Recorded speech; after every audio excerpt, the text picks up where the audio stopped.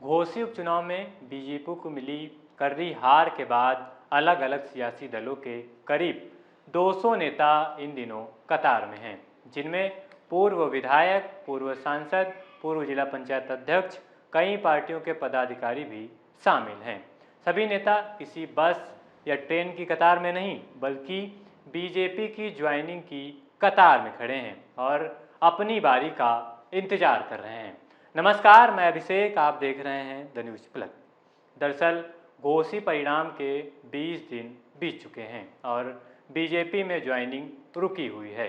इस पूरे सितंबर महीने में बीजेपी में कोई भी ज्वाइनिंग नहीं हुई है। कुछ ऐसा ही हाल अगस्त का भी रहा, जबकि पार्टी ने जुलाई महीने में जब मिशन डिमोलिशन शुरुआत की थी, तब उसकी कोशिश यही थी कि पार्टी हर हफ्ते या 15 दिन में विपक्षी दलों के नेताओं को ज्वाइनिंग कराएगी। लेकिन घोसी में भाजपा प्रत्याशी दारा सिंह चौहान को जो हार मिली थी, ये उसी का असर है कि अलग अलग सियासी दलों के नेता फिलहाल अपनी बारी का इंतजार कर रहे हैं। इसी साल 17 जुलाई को समाजवादी पार्टी के विधायक रहे दारा सिंह चौहान ने अपने पद से इस्तीफा देकर घर वापसी की। दरअसल विपक्षी दलों में भाजपा के मिशन डिमोलिशन की शुरुआत यहीं से हुई। इसके बाद 24 जुलाई को ही पूर्व मंत्री साहब सिंह सैनी, पूर्व विधायक सुषमा पटेल, शालिनी यादव, पूर्व विधायक जगदीश सोनकर और गुलाब सरोज के साथ पूर्व सांसद राजपाल सैनी भाजपा में शामिल हुए। हालांकि उससे पहले 16 जुलाई को ही ओम प्रकाश राजभर ने एक बार फिर से बीजेपी के साथ जाने का ऐलान कर दिया था। उस वक्त पार्टी की रणनीति यही थी कि विपक्षी दलों से सेंधमारी हर हफ्ते की जाए। इसके लिए पूरा प्लान भी तैयार था, लेकिन इसी बीच घोसी में उपचुनाव के लिए तारीखों का ऐलान हो गया और पार्टी इस उपचुनाव में जुट गई। फिर घोसी उपचुनाव के बीच में ही 24 अगस्त को लखनऊ में समाजवादी पार्टी के नेता मधुबन के पूर्व विधायक उमेश पांडे को बीजेपी ज्वाइन कराई गई।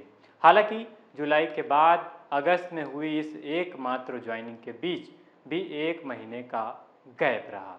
फिर 8 सितंबर को घोसी उपचुनाव के नतीजे आए, जिसमें बीजेपी को हार मिली और उसके बाद से ही ज्वाइनिंग फिलहाल रुकी हुई है।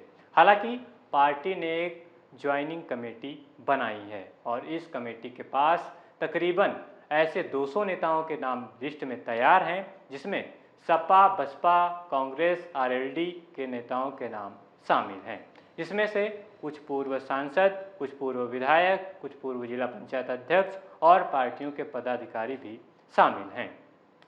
लोकसभा चुनाव से ठीक पहले बीजेपी ने विपक्षी दलों पर प्रेशर पॉलिटिक्स के तहत दारा सिंह चौहान को विधानसभा की सदस्यता से इस्तीफा दिलवाया और उसके बाद उन्हें पार्टी ज्वाइन कराई।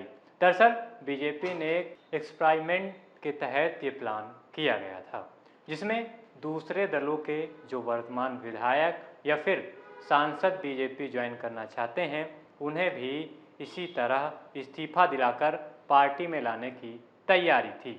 लेकिन घोसी उपचुनाव ने इस पूरी प्लानिंग पर फिलहाल ब्रेक लगा दिया है।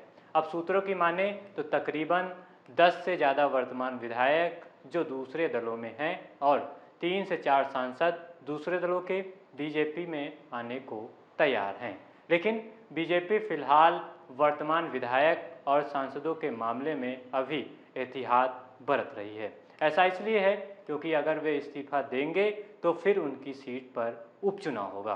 खासतौर से विधायकों की सीट पर इसलिए अब बीजेपी ने यह रणनीति तैयार की है कि इस तरह के जो भी विधायक या सांसद बीजेपी में आना चाहते हैं, उन्हें जनवरी महीने में पार्टी ज्वाइन कराई जाएगी, जिससे उनकी जो सीट रिक्त हो उस पर उपचुनाव लोकसभा चुनाव के साथ ही हो।